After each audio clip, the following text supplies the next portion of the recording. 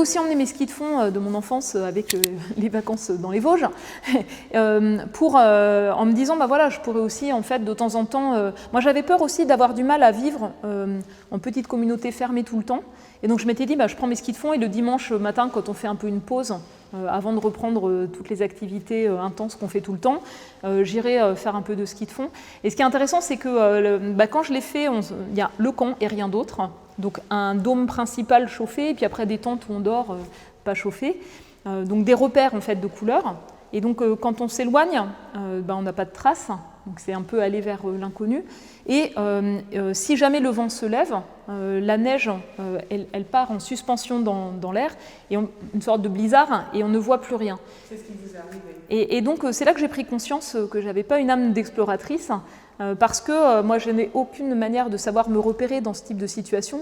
À l'époque, je n'avais pas amené de matériel type boussole ou autre. On peut avoir des GPS aujourd'hui, ça change complètement en fait. Mais voilà, et donc j'ai aussi vu sur place des gens qui traversaient la calotte à ski en tirant des traîneaux. Et donc le plus grand respect pour ceux qui en fait sont capables en fait de mener ce genre d'expédition. Et puis donc ce que j'ai retenu, ce que j'ai tiré du Groenland, c'est parfois des amitiés à vie. C'est-à-dire que c'est quelque chose qui est un peu particulier comme cadre professionnel quand on partage ce type d'expérience. Et donc c'est nouer des relations amicales très fortes avec des collègues scientifiques de différents pays.